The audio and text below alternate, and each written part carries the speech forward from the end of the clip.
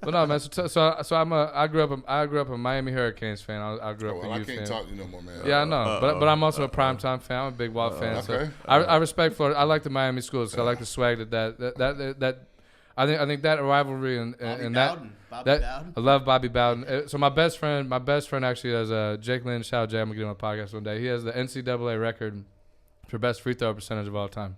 96, better than Ray Allen, No way. Reggie Miller. Anybody you think of? Really? Little 5'10" white Jake Lynn, who I love to death, who's from right up here, has the record. But he was he was the Florida State fan. Yeah. I was the Miami fan. Really? And NCAA back in the video game days. I mean, whatever we bet $20 a year every year since I can remember. But so tell me about going to Florida State, man, because I love Florida State. I love Miami. I love that rivalry. I love the football, the talent that they produce out of that area. I think it's dope. Who'd you get recruited by?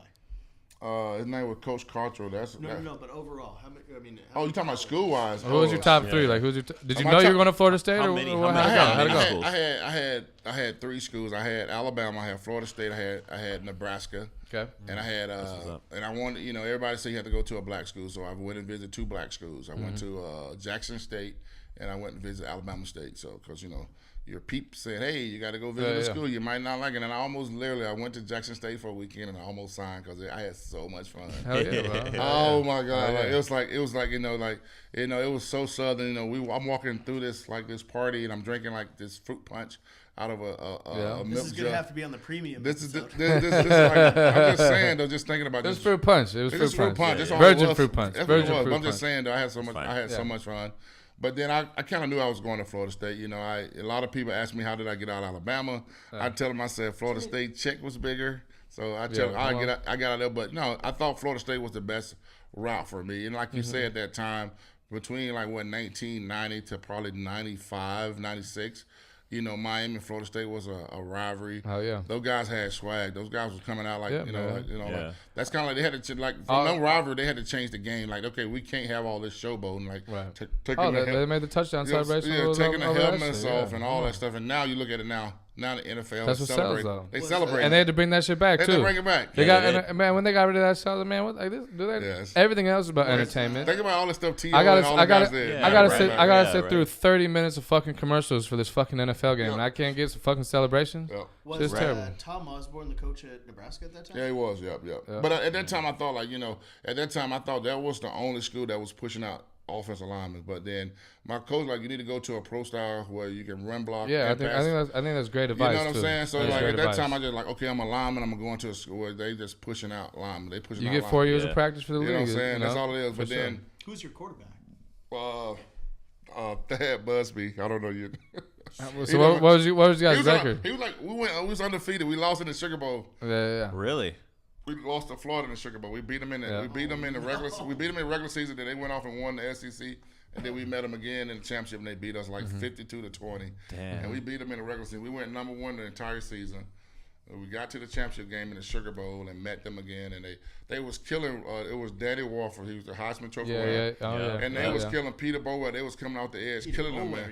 And so what they did, they put him in a shotgun, and he just freaking Ike Hilliard and Renard Anthony, man, them guys was like, man, stopping on a dime and everything. So then we was winning, but then Warwick Dunn started catching cramps, and then he was out of the game in the second half, and they just killed us out because we really all we had was Warwick Dunn. Right.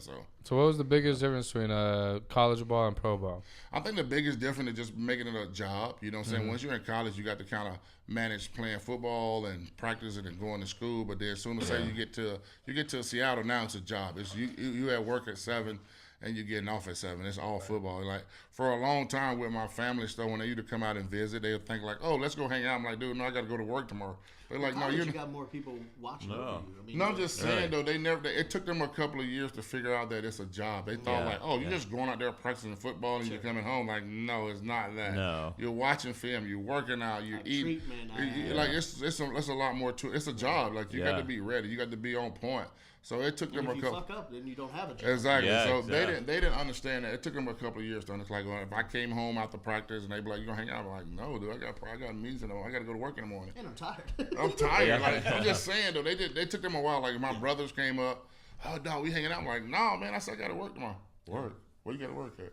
They took him a while to figure out that football was a job. That you just don't show up. Oh, they thought you just show up, you go out. They thought like you do like in the backyard. You write up plays and come on. Let's take that. Y'all doing like no, dude. We are freaking working. Right. We're watching film. You already signed your contract. You I know, good, like, right? You good, right? You signed it. You good? You got another job, right? No. Wow. So I grew up a quarterback. I was a quarterback. Really? Yeah. I played safety in high school. But I can see the confidence you got. You know, you got confidence. I'm like Sunshine from Remember the Titans. You know what I mean? You got that confidence. You know, a little more urban. I can walk in the room and talk. I can talk noise in the room. I ain't scared. My boys are right in there. My line is right in there. Right?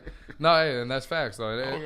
And as a quarterback, you know, I think the one thing that I think always goes missed is like, the importance between that blind side, right? Yeah. That and being confident, though. I think quarterback, if you're confident, like, and you have to be a leader too. You have to be a leader, but you got to be able to joke and be able to take anything that's happening, like, and that's you're the glue. You're the glue. When you come into that huddle, we're not caring what the coach is saying. We're worrying about, make sure you calling it. Like, if you get up there, you up there scared. I don't believe in you. Like, I need for you to know, you called general. I mean, that's your general. Yeah, you calling the right play. Let's make it work. Yeah, I don't think a quarterback has to be the leader, right? I mean, I think they're a leader.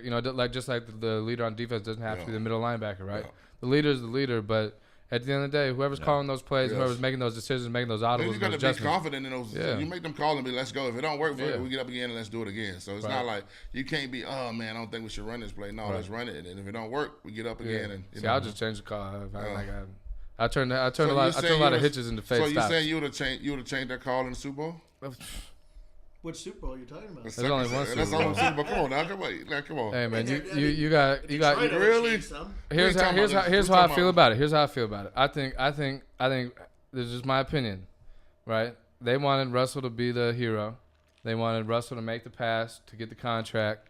I don't really think, my personal opinion, I don't know. This is my outside looking in. I don't think they wanted Beast Mode to have that recognition to make the game-winning touchdown. They would have had to give him the contract. Because remember, I think that was his last year in the contract. He had one more. And they didn't give him a contract that year, but they ended up giving it to him after because of the backlash on that call.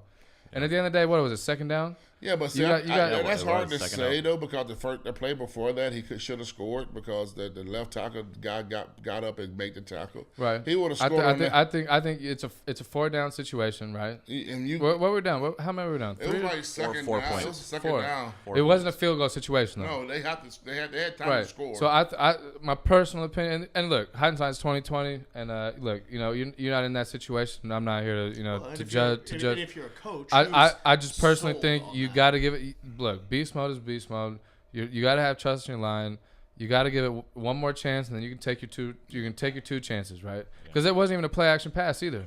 But I can't see that they making that decision at that critical moment of the game. Okay, we don't want beast mode to be the MVP. No. I'm not saying it was a conscious decision. I just think subconscious. I think it was more coaches. You've been around coaches. Yeah, absolutely. Coaches overthink sometimes. No, absolutely. Everybody in that game. We're gonna hit him really quick. We're gonna surprise him. I was at a you knew Beast Mode was gonna get. I was over at the base over there doing a watch party. I thought it was a watch party for Seahawk fan, but literally all I did was, in some of these bases they got these rooms where they got food and and basically you got people from everywhere. So they got all these TVs. So basically all I did was walk around and just sit down at.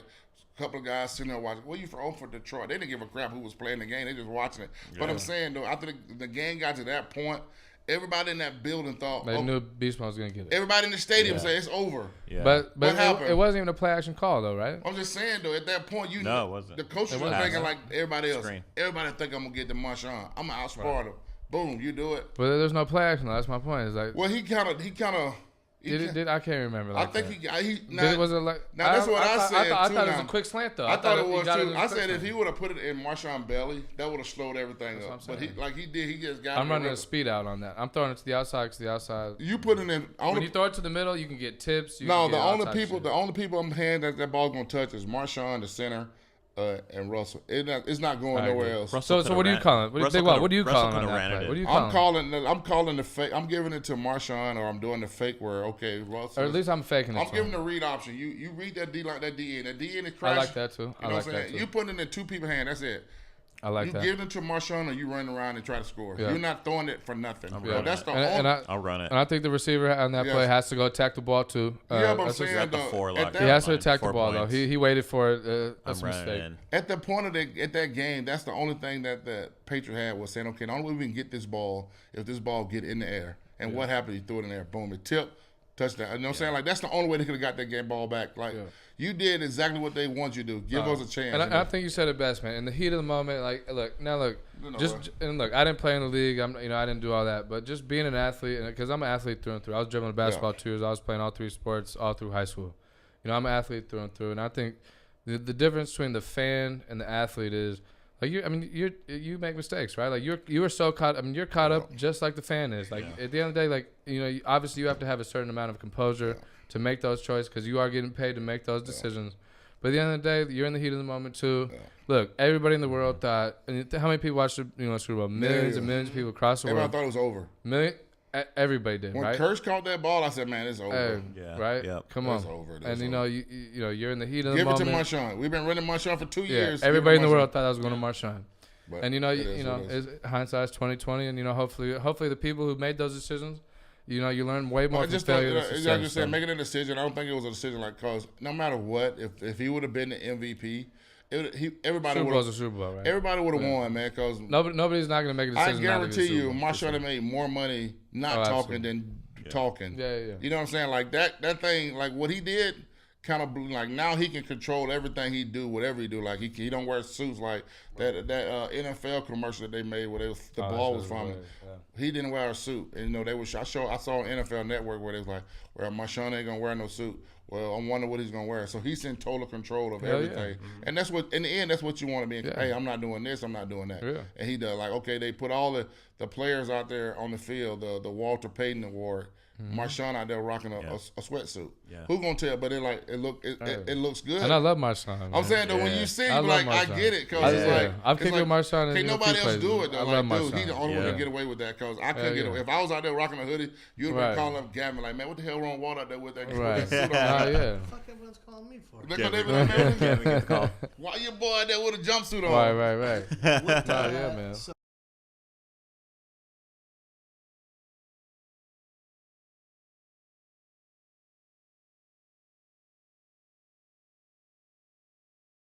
Window. It is, man. And right now, I say the next 4 years, someone's gonna get $100 million guarantee. He's at 65. He might get $100 million too. Though. And I think these players should, man. They should though. It's just what it is. Yeah. Look at the money. Look at the money involved. Look at baseball. Look at basketball. I mean, and this is the most violent. This is the most violent. Volatile sport that there is. And Russell helping out for everybody. He helping out for Kyler Murray. Short guys can play. Drew Brees helping out for these guys. Like you don't need to have a 6'5" quarterback. You need a guy that can understand. Move the pocket. The defenses know what's going on. If you know what's going on, you gotta be cerebral. And baseball is fully guaranteed. That's right. Literally, I could sign a contract today for $300 million, and I get hurt tomorrow. I get paid every bit of that $300 million. 65 is 65, though, right? Oh yeah, but what I'm saying is fully guaranteed versus not. NFL is getting game checks, right? Yeah, but it's just so many guys. You can't guarantee how many players you got on a baseball team. You have 25-man roster. Everybody's guaranteed contract, no matter what the contract. Yeah, we're also playing 160 something games. 162 games. Compared to 16. So what's the? I think this year's annual average. So the minimum, I want to say, is like 562,000. That's not bad. Wow. Season. Oh come on! No, baseball is right. Average. Well, that's not bad depending on where you live at. The average is like 4.6 million. Is the average. I just saw on Twitter where they said 70,000 is low income here in Seattle. Yeah, in San Francisco, it was like 110. I was reading an article like that a few months ago. I told my kids, I said, y'all better stay in school and get a job. I said, because y'all ain't going to make it. 10 is low. I know, 70,000 is low income. Is low income. That's crazy. I think Washington has like the most millionaires of anywhere in the country. Oh yeah, there's some high rollers there. Outside of and they're not wearing no Gucci, no Louis, no none of that. You don't even know it. You don't even know. You know what I mean? But some of them do though. Some of them roll. Some of them do. Some of them will come up in there. The smartest rich people I ever met was like, I don't dress rich because then when you dress rich, people ask you for money. Yeah. And I said fast. Yeah. Hey. That's why I just keep my rides classy now. I don't pimp out, Yeah, right. But I went through that though. I think everybody go through that though. I had the pimped out H2. I just got the 86 money. Oh, well, see, you got money. The dude who sold it to the dude who I got it from was like, hey, you got to change the starter. You got to change you got to get the exhaust fixed. He went and bought some rims. That costs money. Starter worked out. Yeah. Starter went out 3 months later, and now I'm driving it because it was sitting in the garage for 4 months. So shout out to you. See, that's called money, though. What was your first big purchase? I got my mom a car, and I bought her a house. So I bought her a house. Beautiful. Yeah. What about for yourself? I got it. My first year they came out with the Ford Expedition. I got the Ford Expedition. There you go. I dropped $32,000 on it, and I bought a straight base because I knew I was gonna hook it up with rail, so I didn't want to get nothing. Yeah. All it had in there was an air conditioner and a freaking radio because I took all that out, put my own system in. Yeah. I put my own wheels on, put everything I want on it. So my mind is blown right now. So I just Expedition. So fucking old. Yeah, Expedition. That's 1997, man. Expedition. Yeah. And then what car did you buy, Mom? I bought Mom. First, I bought her a minivan because she used to always have the grandkids over to the house. So I was like, Mom, I'm gonna get you. So I got her. Back then minivan had like the DVRs. And She cool. And then when I got my first car, she like, well, I need a car to cruise in. So then I got her a Lincoln Continental or something like that, big body. Yep. There you go. And so I went through all my cars. I had a Hummer H2. I had the what they call a Range Rover. Yep. So so I just got my. Now I just keep it classic. I don't want them. I don't want them to see me coming. Right. They just want me to feel you. Yeah, they like, okay, just feel me, baby. Just feel me. Show up. Let's show up. Big Walt to go in the building. I know, right? So what is the Hall of Fame like? Like when what was that feeling like? So we've seen Jordan cry. We've seen all these tears fell. Did you cry? Did you? I've seen clips. Did you cry? I cried the night I got called because I shared it with my son. Yeah. So I cried. And I asked these. I mean, just because scoot up, Gavin. You're R&B sexy. Scoot up. People don't know. What I got a phone book you can sit on. What? I mean, what is it like leading up to? Stand up, guy. Get the fuck out. Hey, do you want to sit down? What is it like when? I mean, leading up to the Hall of Fame. I mean, what's the process like? It's crazy because they go from like it's sort of like they have like 300 players, and then they go from 300, they go to like 25 players, then they go to 15 players. Then the last 15 players are the players that they take to where now they didn't change it now where. My year was the first year where they took guys to the Super Bowl. So what they do is they fly you out to the Super Bowl. Room, right? You sit in the hotel. So the night before the Super Bowl, they tell you everything, and it's nerve wracking. I was there with my son, and you're nervous. Through that on the door? No, through that I didn't get the knock. I got the phone call. Okay. But the crazy thing about it was that through the whole process, everybody is telling you you're gonna make it. You're gonna make it. So you're prepared for that. You were first ballot, right? Yeah, I was the first ballot. I was gonna say, there's no way in hell you weren't the first fucking ballot Hall of Famer. I'm gonna tell you when I got freaking nervous. Are you telling me you had doubts, Big Walt? I had, you never know. I'm not saying you shouldn't, but did you have some doubts though? No, you never, you doubt it, but you don't think. At that time, I'm telling you, I got in, and people don't know this. I got in 4 years, not 5. You get in 5, I got in 4. What happened? How'd that work? I got hurt my last year, and I was on injury reserve. Okay. So the next year, when I came back, I officially retired. So they gave you the credit for that. Yes, they just count it as a waiting year. I wasn't retiring, so they count that. Right. So I got in, but the thing about it though, I was preparing for it, and then I was like, okay, my son, we got the phone call about, and then at that moment when it got emotional because my son was so happy, like I told you gonna make it. Then I thought to myself at that point, I said, man, I didn't prepare if I didn't make it. Right. So I think, and that's what got me emotional because I didn't think like, heck, I don't know what to tell him if I, because he would have been hurt if I didn't make it. So I didn't prepare myself for if I didn't get the call. I think that's actually a good point, even deeper than just that. And to this day, I think about it. I never prepared myself for if I didn't make it. Yeah, like one thing I tell people, man, is like when you have a plan A, like everybody wants that plan B. It's like fuck the plan B. Like I'm not saying don't think about it. Yeah. You know what I mean? But no, at the end of the day, you got to have belief in yourself, and at the end of the day, you got to put the chips on yourself. And at that time, you can't do nothing. And then it's out of your control. They bring in 15 guys. We had 7 guys make it. So there's another 5 guys, 6 guys, whatever it is, sitting there waiting. So think about it. You're celebrating with these guys, but then you think about those guys that didn't make it. And then they don't take. You don't get a shot to go to the Super Bowl. They sending you home right back. Like my trip out to New York was a direct flight from Seattle to freaking New York. If I didn't make it, they gave me my plan. I want to fly from New York to Miami back to Seattle. I would have literally been flying the entire Super Bowl. So think about you being on a plane going back, and you're like, oh, where you coming from? Oh, I didn't make the Hall of Fame. Yeah. Oh, they didn't let you stay out for the Super Bowl or nothing. Like they don't give you an option. So if you didn't make it, you just had to go back. You're going back. You go from like, come on. I'm serious, dog. It's like you're in this room and then they get pulled, and like now you go from like you getting the you gotta go. You gotta go. You're getting the red carpet treatment to like you gotta go. It's crazy. Sir, you have to. And then and at that point when I was looking at the schedule, I started calling my peeps. I said, I don't know. I said, I'm staying there. I said, I'm not going back on this flight. I said, if I don't make it, I was kicking it. They were like, oh, didn't think you were gonna make it. No, I'm just saying though, you got to be thinking about. But if he didn't, it just crossed your mind. Yeah, it has crossed your mind. I wasn't going back on that flight because I said, man, if I don't make it, I'm not going from New York to Miami, then to Seattle. That's a lot of flying. So I'm like, let's change my flight. I'm gonna stay out here for the Seahawks. The Seahawks already say, if you don't make it, we got tickets for you anyway. So I was like, well, I'm staying out here. I'm going to the game. Yeah. So, but it's kind of tough. You know, I didn't think about it because at that point you're like, okay, if I get the call. And then once I got the call, my son was like, Dad, I told you was going to make it. Then that's when it hit me. Hell yeah, man. That's dope.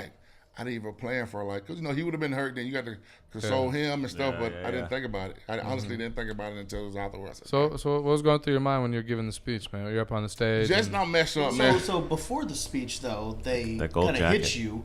No, they hit you with your son, didn't he? Yeah, my son does it. My son was my presentation, so he get up and he talks about me. I remember that, actually. I remember and that. He talks about it, and then we present the bus and all.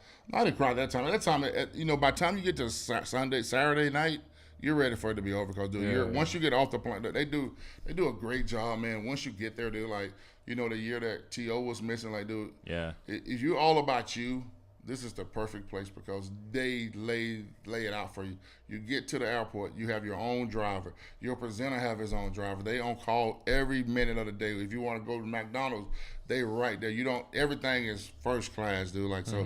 But then like a lot of people say, oh yeah, it's great the first year. The second year, like I told all my friends, I said, come a year when I'm not in there, so then we can go to all the parties and stuff like that. Cause like when you're in it, you really. I didn't do nothing. I didn't get sleep until I got on the plane to go back to Seattle. I fell asleep. I said, man, I'm so tired. I think last year he called me seeing if I could find some open food for him. I know, right? I was like, man, I was freaking. I was. No, I had went there I had did an event there, and I was like, dude, I don't know, there's gonna be nothing to eat here, man. Can you look up and see what's open for man. Hey, Big Walt gotta eat, baby. I had a great time though, man. It was fun though, but like I tell people all the time, you ever want to come out there for the Hall of Fame? If you know somebody now, you come out there now because now you with me. Now you can get into the party. You get a chance to see how people do it. Like Jerry Jones did it crazy. He had like a 3-level tent. He had Justin Timberlake that sung like 21 songs. What? Damn. Like he did 21 songs. He did like a full concert. It was a full concert. That's crazy. And then he had like this 3-level. He had bars everywhere. You sit down. You got a person that asked you, did you want something to drink? Like it was first class. But then I went to what's that? T.O.'s. The only way he got me, he had a big tent. It was all white, but then he had a cigar room off to the side. There you go. That killed it. That's how you get Big Walt in there. You got me down with the cigar. You got that big Cubano. Then you walk in there and you see Lawrence Taylor sitting there chilling, cutting a cigar. Hell yeah, like, bro. Oh, man, this is, you gotta be you here. See all these catches. That's another goat right there. Guys that you look up to that look up to you. They walk up to you. So who'd you look up to growing up, like football wise? Oh man, who are your kind of the one guy that I give all my credit to is I can't think of now. Anthony Munoz. Okay, Anthony Munoz. That's dope. When I first got into the game, my coach Anthony Munoz had a instruction VHS. I don't even know if y'all know what that is. VHS, baby. Yeah. We ain't that old now. We ain't that young. Gavin, I don't know.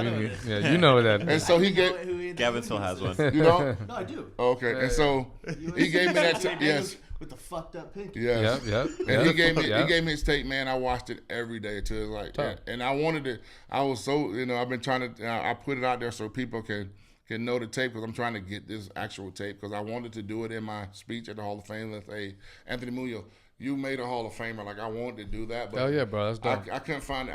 I had everybody freaking looking for this VHS tape, but I couldn't find it. You never found it? Never found it though. I want to find it, but somebody told me, said, "Walt, you should ask him. I bet he got it in his garage." Right. Because he had an instrument. He had this tape. So, but that's the guy I looked up, and then when I got to the league, I used to watch, like I said earlier, I used to watch Tony Baselli. I think he should be in the Hall of Fame. Yeah. Jonathan Ogden. Willie Roaf. Orlando Pace. You know, I tell people all the time, when I came in the league, I had guys that I can look up to. And a lot of time with a lot of young kids, they don't want to look up to the older guys. And a lot of times now, that's what's wrong with the league, that you don't have those veteran guys on the team where you can come in and you always listen to the younger guys when they saying they watching a veteran guy, how they do it. It's a different. It's a different. You always have to watch people like you. I watch everybody. I watch you. You know what I'm saying? If I'm thinking about doing this, I'm watching you. What your charisma is, how you want to. You know, you got to know how you want to present yourself. So you have to watch people and see how you're doing. Not because you're a Hall of Famer. You don't have to no. I still watch people. I watch how people react, how people do stuff. Because I might see something that you're doing that I like. I'm like, okay, let me get into this. So what year? At what point in the league did you kind of feel like you turned into that veteran type role? Or oh man, I would say probably 2004, the year before we got into the Hall of Fame. I mean, not the Hall of Fame, but the Super Bowl. And at that time, you know, I'm not a verbal guy. I kind of led by example. So I just go out there and if I go out there and compete at 100%, I think guys gonna follow. So that's kind of what I did, man. Just kind of went out there and tried to do my job, man. Just try to stay consistent. Every year I just try to do better than I did the year before. If I gave up a sack this year, I said, okay, I'm not giving up a sack this year. Or this guy beat me for a sack. I'll be damned if he beat me for a sack this year. So you just try to stay consistent. Then every year, you know, when I first got in the league, I used to tell people I went in the game with blinders on. All I could do was block the defensive end. Then as my career went on, I started understanding the offenses and understanding everything. And while that guy was over here blocking, I didn't care about nobody blocking but mine. Yeah. But then once the game opened up, I could see the whole field. I could see that safety coming down. I can say, okay, he's finna check out of it. So I'm saying the game got very easy. Now when I get to the line of scrimmage, I can just get in my stance and I know everything. Okay, if he check out this, I know I'm blocking this guy. But if I see this guy creeping, then he might not block. He might not come as hard because he got outside containment. And that's what I try to teach young guys. I say you got to know the down and distance, what's going on, because every down and distance, because they wouldn't be practicing if it was all about pass rushing. It's about situational football. So you got to know the situation. It's 3rd and 11. He's coming out the rock. It's 3rd and 5. And you see somebody creeping, they might be thinking, okay, he might go out. Let's learn how to be a student of the game. And I learned that from Chris Gray and Robbie Toback and all the guys how to watch film, because I didn't know how to watch film. I didn't care. I just go in there. Oh, I can block him. Oh, but now I learned. Okay, everything is situational football. Where, okay, why he's not rushing hard on this down? Why is he freaking coming off the rock now? Oh, because it's 3rd and 11. He don't care about the run. Or it's 3rd and 3. Now he might pass rush, but he's looking for the run. So you just got to learn that stuff as you play and figure out how the game is played, because it's all about situations. Who toughest person you ever had to block? Oh my God, I would say my ex-wife. No, the big fat Italian at the bar. I know, right? Yeah. No, I don't know, man. Once my name started whispering out there, dude, I thought everybody was getting. I'll give one guy. I don't know if nobody know. His name is from San Diego Chargers. His name was Rayleigh Johnson. Man, he gave me crap. He gave me crap all the time, dude. Oh my God. Who was the best trash talker? That's a good one. I was just about to say that. Oh man, I don't know, man. No, nobody never talked trash. You weren't talking too much trash. I wasn't a trash talker. No, he didn't talk it. He didn't never talk to me because he never went against me. So I think a lot of times, like you watch those guys on them films and stuff, man. I think it's all hyped up and they're mic'd up. They know it's coming. Like they're not. You know what I'm saying? Like Joey Porter. Like right before we played him in the Super Bowl, they did this big special showing him just going off on everybody. And everybody like, Walt, you think he gonna talk no to you? I said, no. I said the last time I played him, he didn't say nothing to me. So I'm thinking like he's not going to the game. So we got in the game, he didn't say nothing. Boom, boom. But him and Jeremy Stevens had got into some words and stuff. Oh yeah. So we were sitting out there talking and stuff, and the game was going on. Then all of a sudden, Jeremy Stevens got him on a block, and Hasselbeck started clapping his hands. Good job, Jeremy. And Joey heard that, man. I swear to God, man, he's turned into like a mad dog. Yeah, bro. He had like. There's some people I just tell leave him alone. He had like spit coming out of his mouth, and he was just calling Hasselbeck. I said, Hasselbeck, man, you cannot argue with this guy. And then like 2 plays later, Hasselbeck came, hey, you're right, I can't, cause he was like, man. Yeah, bro. Look, most people that I work with, some people are just dogs, and you can't give them that extra kick. Like some people, you don't get them riled up. Yeah, that's a man right there, man. Some people just can't get riled up. Yeah, that's a man right there. Still talking when he was coaching. Yeah, he was talking shit. He was talking shit on the sidelines. Yeah. Absolutely. Is he still coaching with the Steelers? I don't know. No, I think he just left. But he never said anything to me. But he got riled up that day, and it was like a mad dog. That's Jermaine Curse. Jermaine? Who? Jermaine Curse. Tennessee Titans. I never went against him, though. Not Jermaine Curtis. Javon Curtis. No, I never went against him. Okay. No, never went against Reggie White. None of them guys. They was all on the right side. Okay. They knew better. I mean, so how many years did you play in the league? I played 13 years. 13 years, and you gave up 9. Have you fact checked this? Nine sacks? You think I watched film? No, I'm saying 9 sacks. You giving up 9? Is that fact check? Yeah, You giving up 9 sacks? Yeah. No, it's not 9 sacks. It's 23 sacks. 23? That's still crazy. 9 holding calls. No, Yeah, 9 holding. That's what I meant. 9 holding. That's crazy. I don't know. It's fact check. It works for me though. If they said, If that's what they said, I'm not come on. watching film. You think somebody gonna go back and watch all them films? It's like, I mean, I guarantee you there is somebody. there's somebody living them glory days. I'm saying, though, so it gotta be Brett true. Favre might be doing that. I think Brett might be doing that. I love Brett Favre, but he might be doing that. Fact checking. Tom Brady too, right? Yeah, right. No, but that's crazy though, man. I mean, honestly, you really think about that though? 9 fucking holding calls in fucking 13 years. I paid him off good, man. My check, come on. They're paying you enough. You give me a little something. Hey, what's up? All right. No. But then you know what I tell people all the time? I said, if a ref call a flag on, he done told you 1 or 2 times. Right. Hey, get You your hands. usually gonna get a warning. You're first. gonna get a warning unless you're just known for holding. Most of the time, you're like, hey, 71, I would have called that. But he was like, you earn that respect. You're like, okay, cool. Because most of the time, you tell a guy, hey, get your hands inside. You get your hands inside. So, you can literally you can call holding on every freaking snap if you wanted or to. you can call penalty. I'm a big proponent, and I don't want to see refs. No matter what the sport, I don't want to see umpires, refs interject. So you think that ref should have called foul in an Auburn game, the basketball game? Against Virginia? Yeah, I do actually. Yeah, that was a foul. Yeah, I do. You think so? You can't move up under him like that. I think We talking about the 3 in the corner? Yeah. You can't move up under him. That's a foul. Yeah. That's a foul. Doesn't matter the time. See, It's the a problem. foul. If they don't call that and it actually is a foul, It's a foul. Do you think they would have called it in the regular season? They probably would have called. Rather In than that same moment, rather I than think they championship would game? have called. I thought like that was just bad coaching because at that point you could say once That's he bad coaching for yeah, sure. because if You can't move up under him like I'm that. saying at that point, It's black and white. Like if you wasn't playing defense to prevent him from getting the ball, you knew this guy could get the shot off. At that point, ain't nothing you can do. Is like if he make it, if all you doing is putting your hands up. At that point, ain't nothing, typically what NBA players do. Yeah, you put your hand. You can't get under him though. You gotta let him land. At that point, because NBA they play like sometimes their defense is suspect. Like you playing your sister in the NBA. They play like they just playing your hand though. So yeah, the NBA. Who you got? LBJ or MJ? Oh, come on, man! Don't do me like that. Come on, man. There's only one right answer. MJ. It's like Pocket Big. There's only one right answer. Sure, dog. Come on. That's all I rock. All day, baby. That's what I'm saying. You can't complain with that shit. Don't get me wrong. No. LeBron is nice, but come on. No, LeBron, why you do wear 23? Because of Michael Jordan. I give everybody the respect. Why you think you got your own tennis shoes? Because of Michael Jordan. Yeah, I like the dog in somebody, right? And I think there's a lot of I think the most talented basketball player to ever come through the league is LeBron James.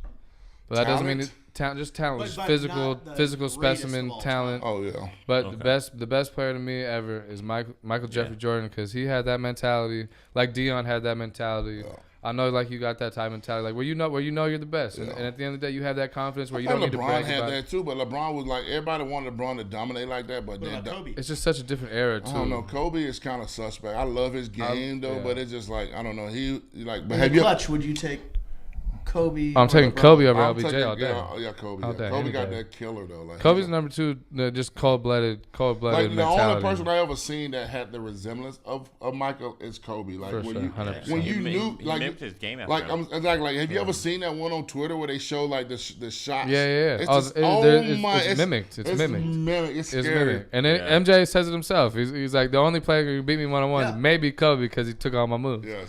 You know what I mean? He You know what I mean? mimicked his game after Jordan. He was like, I'm here to be a Jordan. Yeah. So who's the greatest football player of all time to you? Who's your favorite person to watch, man? Spot like that, No, man. you got a favorite. Who's your MJ of the NFL? Oh man, I would have to say probably Walter Payton. Or Okay. I go with Jerry Rice too though. So I like Jerry too. Yeah, Work ethic of Jerry is crazy. That's bar none right there. But it's a lot of, man. Like you say, I like Dion too because Dion changed the game for cornerbacks. You know, absolutely. Because cornerback, because you had to have because don't get me wrong, Dion probably did get scored on, but you don't see the highlights. No. Right. But you want, burned. But he was, he's those guys taught us how to have brands. Like, okay, you can be a brand. Like a lot of guys can't do. I can't do it, but some guys are a brand. Like Michael Jordan, Primetime. These guys are brands. Like, dude, you can't. Tiger is a brand. Yeah. Like I ask people all the time, I say, you think he wear that outfit again? Like, what do they do with the outfit once he wear it again? Do he wear it again, or do they just put it back up, or what do they do? Like his golf outfit? I don't know. I'm not sure. If I ever get a chance to interview him, I say, dude, hey, ask him. Hey, what do you wear the same red shirt, or you get a new shirt every? I know he wears different red shirts, but I don't know if he wears. I mean, I'm saying though, do you like me? Like, is it like some people, like some players have a superstition, like they wear like, is it the same red shirt? Like he get that shirt, take that shirt off, put it to get it pressed, and he leave it for the next time you get to the final round. No idea. Or is it a new red shirt every time you get to the finals? I don't know. I know when he won the Masters, he was wearing almost the exact same outfit he wore when he won it.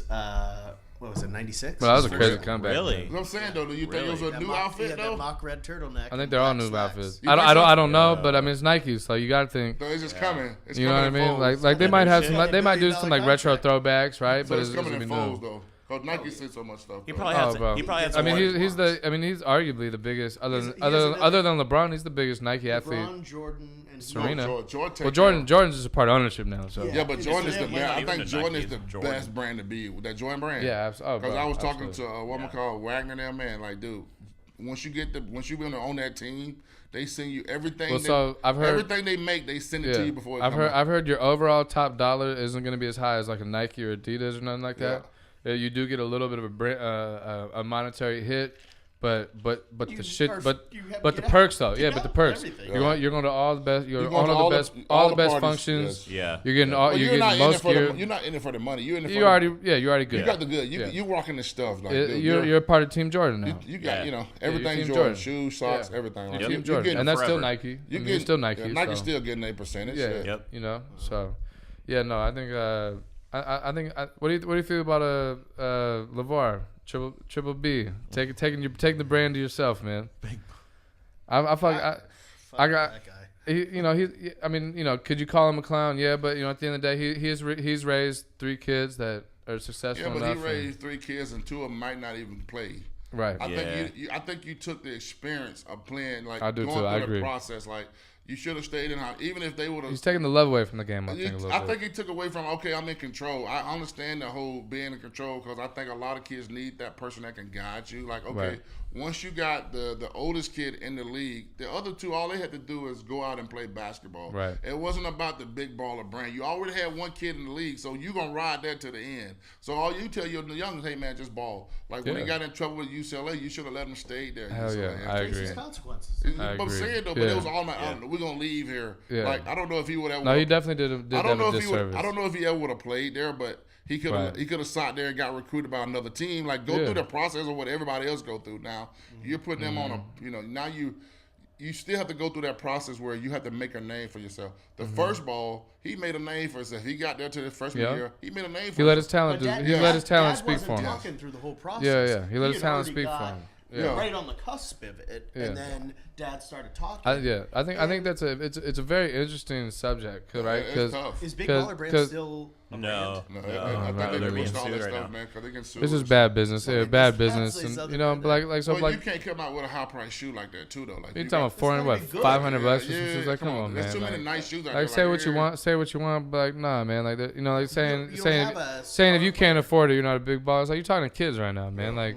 And like the kids you're really speaking to, basketball players, maybe in the urban community, like, nah, you don't got money. But it would have been tough on them anyway because of their brothers. So you didn't have to add no more extra pressure. Yep. Like, okay, go through high school now. The youngest kid don't know if he's gonna be eligible to play because he played. And did he get paid? Mm-hmm. So there's all that stuff. Like now you didn't like put these guys in a situation where you're always. Like, do you think your sons ever felt the pressure of being like, I'm watching John's son? I think so. Like my son now, like he was playing ball this year. Like when he got done college, he wanted to continue to push him playing football. Mm-hmm.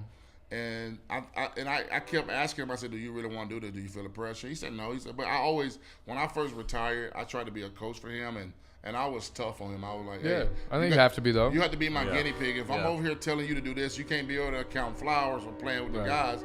And I would be mad and stuff. And so I was talking to a coach one day. I said, yeah, I'm tough. He said, hey, man, I tell you what, just be a father to him. Right. Let me be the coach. Yeah. And then after that, he became his own person. He showed his own, his personality, and he started loving football again and stuff. And I enjoyed it because I became a fan. I became a fan because a lot of time when I go to games, people put you on this pedestal. Oh, that's Walter. Like, I would go to practice and they'll be like, hey, we got to have a perfect practice. We got a Hall of Fame. Watch it. I'm like, I don't care. I used to tell the coach, you can get in his ass, cuss him out. I said, it don't matter. You should. But, they always try to dad right now. But they tried to and then like his senior year, they went to the playoff. I was part of the parents group, and if they were tailgating, they would text me because they were like, yeah, we at this old little hole in the wall having drinks for the game. You want to come? Well, we thought you wouldn't want to come. I'm like, what are you talking about? Like, they just thought like, oh, well, are you too good for this? Yeah, you know what I'm saying? I'm too good. I'm the Hall of Fame, baby. I can't go there. What is this? What is this? Yeah. I got the gold. You ever met my friend? You ever met my friend Big Sexy? I know, right. That's when you had your best time in the holes in the wall. When you walk up, and you're like, oh. Yeah, no, those are the best. I love dive bars. Yeah, when you go to a dive bar and you just kicking it, man, like just kicking it. You meet real people, man. I was telling this story yesterday with a little podcast. Yesterday, I was just sitting at the bar next door, and there's some little old white dude, right? He's living in this. He lives in like a historical house up here in Edmonds, and you can't build a fence around. You can't build a fence there because it's a historical site. But he's like, I saved this dog from getting like put down at the pound, right? Yeah, right. And he's like, this is some mutt. And he's like, so one day, shout out to Seattle. Yeah, one day the cops come knock on the door, right? And he's like, this is weird. So he's like, answers the door. He's like, hey, you're the owner of this such and such dog. And he's like, yeah. He's like, is everything okay? And he's like, well, he's in the back of my car right now. Maybe it's best I just go get him and I'll bring him to you. And he's like, all right, well, is everything okay? He's like, well, I think it's just best I just bring him here and show him to you. So he brings him here, carries him in, right? Dog's, tongue hanging out, eyes in the back of his head. Smells like a bottle of fucking Jack Daniels. Oh, no. Drunk out of his mind, this dog. Why is he drunk? So the cop was like, look, the dog is drunk? Yeah, like this little bar, I won't say the bar's name, but the little bar's up there by the police station up here. He's like, I came out of the parking lot going on my shift, and I see this dog come out of the back of the back door of this bar. And so we have a street that's lit up in Edmonds, right? Some fancy taxpayer shit. And so he's like, it's like literally lit up, right? So it's like a nice little setting. He's like, I literally pull on the street and this dog comes out of the back of this bar, comes on the street and just starts wobbling down the street, right? So he's like, I pick him up. As I go up to him, I pick him up. Dude smells like a bottle of whiskey.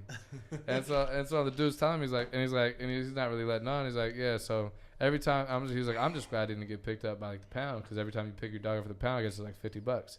And he's like, I'm 450 deep right now. Oh, and so he's like, now when they, drunk dog. Yeah, he was like now when they call, I just ask him, well, is he drunk or is he sober? Because if he's drunk, I'll get him in the morning. I'm just sitting there like, oh, well, you need to put a GoPro on this dog, man. Yeah. Really? I'm like, that's just too funny. Whiskey Doggy, I need to interview. Whiskey Doggy, Whiskey Papi, But no, man. So Big Walt, man. I don't want to keep you too long, man. So tell us. I know you got the clothing brand, man. Anything else you got going on? So tell us about the broadcast you're doing. You're broadcasting I do. For the season, I do a post game show with King 5. It's called The Fifth Quarter. Okay. So hopefully, I'm assuming, I would say yes, I'm doing it again this year. Cool. And I do radio show for 950 KJR. I go on a Monday and a Tuesday. Then I go in on a Thursday. I go in studio. So that stuff. And hopefully this year I'll start my own podcast. So I'm working on that right now. Man. So hopefully I do that. So just staying busy, man. Just trying to show my kids that you have to continue to keep working. And if you want it, you got to go get it. It's not handed to you. You got to go get it. So I'm at the process of doing that. And like I say, whoever, I don't know how many people are listening, but, check out my brand. It's called The Best to Ever Do It, b2edi.com. Like I say, I got hoodies on there. I got T-shirts. I got hats. Hey, man, just check me out. Just support. Just want to always have my own thing going. So man, just working on it, trying to make it better. But go out and support. And try to be the best, man. Absolutely. I tell everybody to be the best. Try to be the best at whatever you're doing. And that's a bus driver, teacher, like that. Whatever you're doing, man. Be the best because your first impression is what people remember all the time. Absolutely, no, 100%. I'm not gonna just say the few times we have met and hung out, man. You've always been a genuine dude. I've been an athlete and grew up with an athlete. So you see all types of different athletes. Some people have a little more pride and ego than others, man. And you're a genuine cat. And you got to trust your friends, man. He's a good friend, man. So he won't put nobody around me that he didn't feel like they was good. So I had to trust him and who he bring around. So man. If he brings somebody over around that's, I have to look at him and like, dude, really? Yeah. Like, really? Usually how you look at me. Yeah, like, really? No, it's a beautiful thing, man. And No, I'm happy you did this, man. I know you're gonna. Thanks, I know you got a lot of love for the 12s. Absolutely. Definitely, man. Give a shout out to the 12s, man. How do you feel about the 12s and Seattle hey, sports man, fans? I love them boys. I love everybody, man. I love all the fans, man. The 12s, man. I think shout out to the 12s. I think they're gonna be, they looking forward to a great year. This is draft week, so everybody's probably getting nervous right now. Who the Seahawks gonna draft? How you feeling about this next season, man? How you feeling? They're not gonna draft anybody in the first round, so do not have a party for the Seahawks until the third and fourth round. Is Frank Clark gonna be here? Oh man, I don't know, man. I think if he's going to be here, going to be franchised. I think they're thinking about trading him and stuff. So I don't know, man. I'm just like everybody else, man. Just sitting back and watching and seeing what's going to happen. I think to win it, we need defense. So I think he's a great, part of this defense, and we need him to get that pass rush. So we'll see what happens. We do. And you got to give a shout out to Florida State too. Go Noles, man. We're coming back, man. We got to get Willard, Taggart a couple of more years, but. This game now is like a microwave, man. People want it now. Absolutely. Don't nobody want you to go in the kitchen and cook. They want it right now. So I think that's the hard. I think that's the hardest part right now is people. You got to be patient. I think, and you tell your kids now it's all about being patient. My kids can't be patient, man. Be patient. Mm-hmm. If you keep on working, it's gonna come.